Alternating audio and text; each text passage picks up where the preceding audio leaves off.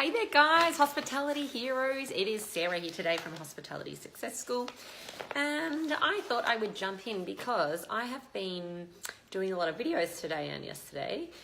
That's why my hair's done. In the new hospitality marketing project that I've been doing. So this week I've been doing all the content around branding.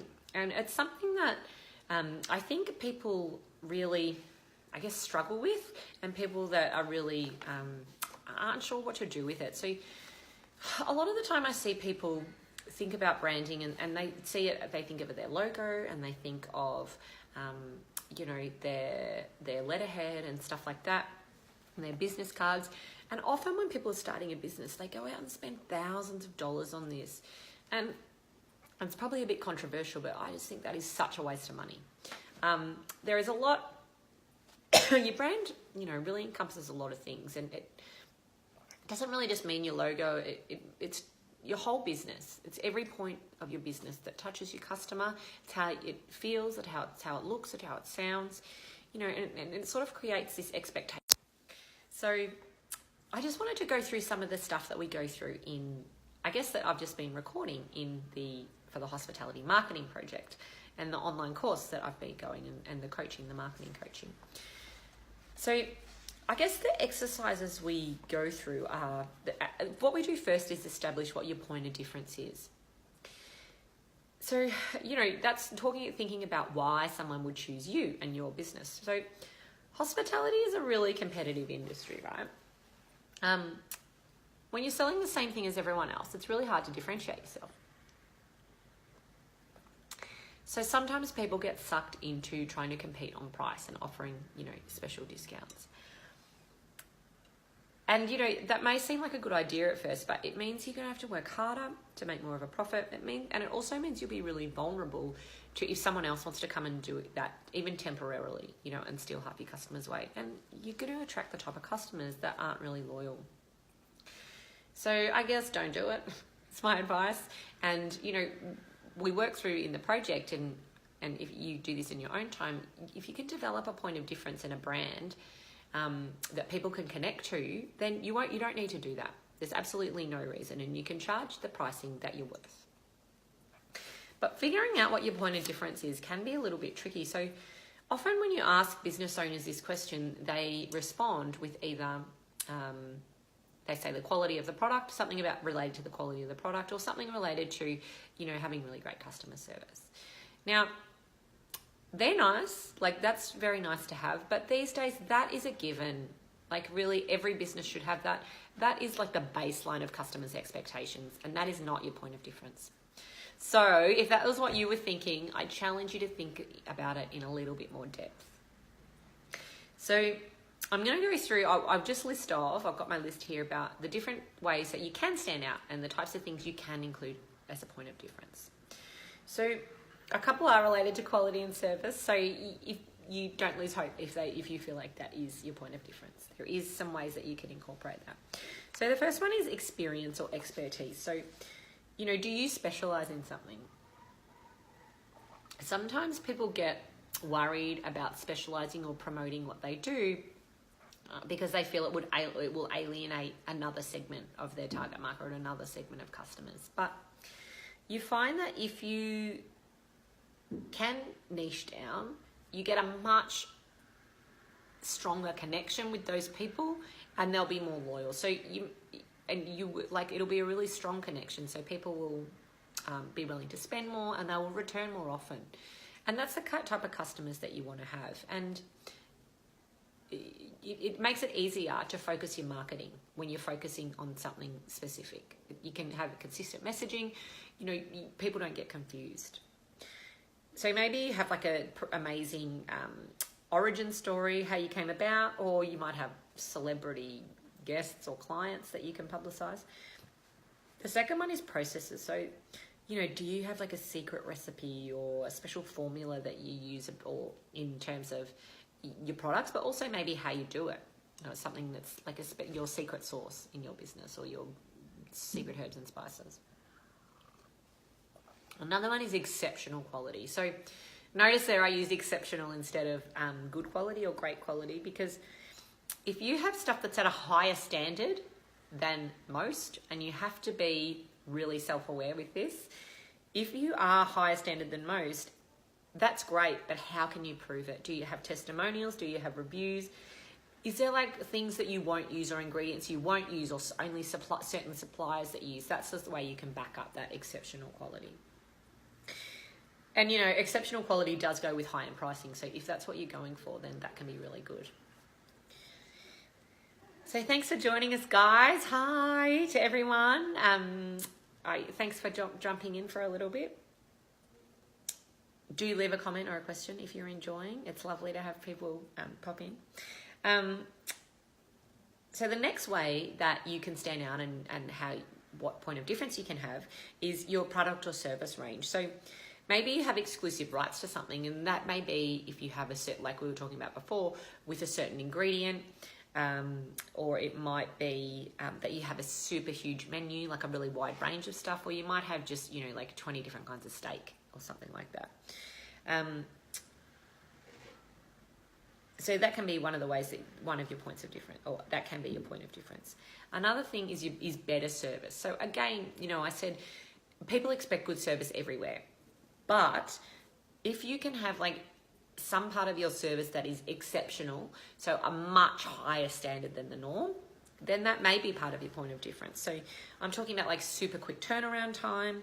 You know, if it's really personalized, that one-on-one, you get that intimate relationship with your server. Or maybe, you know, when customers, they have a relationship where they can get something solved quickly. So that's that type of customer service when you're talking, you know, complaints, questions, that sort of thing, if people can answer that really well.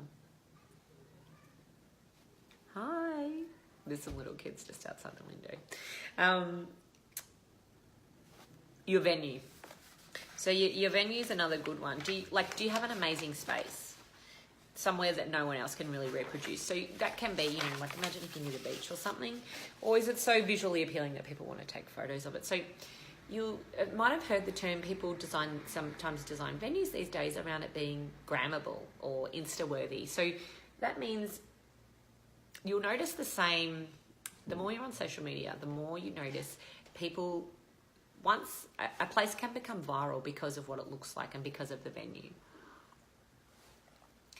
One thing you'll especially see with this is painted walls. Like, it's seriously that simple. If you have this amazing bright fluoro wall, or with this cool mural, or, you know, like a rainbow or something painted on it, people get really into that stuff because it's like a status symbol for them. So that can be one really good way to stand out. Also, your story might be your way. So how you came about, what is your origin story? Where do you come from? Why did you start the business? People like to have that connection and that authenticity these days, rather than just deal with like a global brand or someone where there's no face behind the business. Or maybe it's your staff. So if your staff are amazing, why? What makes them amazing? Is it because of the training they receive? Is it because of the qualifications they have? Is it because you have like processes and the service sequence is different and like amazing compared to other competitors in the area? All right, so now we're familiar with like what a point of difference is. You've got to go away and identify yours. So I'll give you a couple of tips. I don't have the tools on me, but these are the same tips that I give people within the Hospitality Marketing Project and the marketing coaching program that I do. So one really easy way is to do a competitor check. So, you know, it's similar to when you do your SWOT analysis, your strengths, weaknesses, opportunities, and threats. But go ahead and like just write down 10 competitors. Focus on like ones that you attract the kind of customer you want, or your most immediate and direct competitors. Then list next to them all the ways that you are similar to them. And this is where we need to start. You've got to start with what's similar. So we're talking, you know, it's about your menu, your pricing, your venue, your staff, your service, or anything else, maybe marketing, that type of thing. And then in the next column, or in the next page to that, now we write about your differences. So same stuff. So you were talking menu, pricing, venue, staff, service, and other sort of stuff. Now go and have a look at that differences that you've written down. If there are things that keep coming up more than a few times, that is your point of difference, or that is a good starting point at least. So that exercise is really relatively straightforward and should only take you a few minutes to do. So like, it's a good one. Go and do it today. Another great way to find out what people want, or why people like you, is to ask them. Crazy, right? So why not have a little survey where you ask people? You only need to ask them a few questions. You might ask them, what they had that day, why they chose you, if they considered anyone else, what made them choose you, what do they like about your product, what do they like about your service. Like, it's pretty simple. You could include that with the bill or something like that, or you could email it out if you've got a database. And then it's time to, I guess, use the information you get there and like craft a bit of a statement if you don't have that already. This is a really great thing to have as part of your strategic plan, and it follows on and from when you do your business values. So the things that mean a lot to you about doing the way you do business and why you do business, then the next point of that, I guess, is your point of difference, and that relates it to your brand. So this tells people how you are different and why they should choose you. Because if people can differentiate you then they're more likely to choose you. You're more likely to give them, a reason to make a decision. And then hopefully you can wow them and keep them on your database, and they'll become fantastic loyal customers that spend heaps and heaps of money with you. So one thing with a point of difference statement is you can, I guess there's a few ways to do it. It really is a good chance to be creative, but that means you can get a bit stuck with it. So I've got a couple of examples that you might find interesting.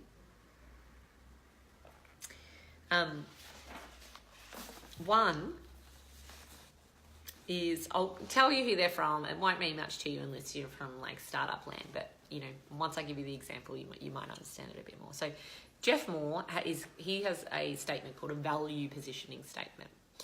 And it is, so you fill in the gaps. It's like, for your target customer, what's their need or problem, your business does this and provides this benefit. So here's an example. For local young professionals who are looking for quick and easy weeknight dinner, Dining Room Restaurant offers modern Australian meals that feature exclusive ingredients from local producers. Or you might use Steve Blank's XYZ. This is a bit more simple. It's like, we help X to do Y by providing Z. So we help busy parents to spend more quality time with their kids by providing parent and kid-friendly dining options, experiences, environments. And then there's another one, which is like a really, it's called Dave McClure's Elevator Ride. It's just 3 simple keywords or phrases that are really memorable. No more than that, and keeping it really simple and straightforward. So the best example, and this is one that nearly everyone knows, is for Domino's Pizza. So get fresh hot pizza, that's what you're getting. Delivered to your door in 30 minutes or less, that's the benefit, or it's free. That's the guarantee. So, that's really simple. Everyone knows it, so it obviously works really well. So there's some ideas to, I guess, think about your point of difference.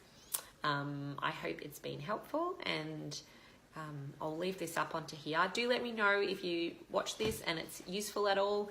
This is the type of content we go into in the Hospitality Marketing Project, and there'll be a new intake starting for that soon. So if that's something you're interested in, do jump on and have a look at it.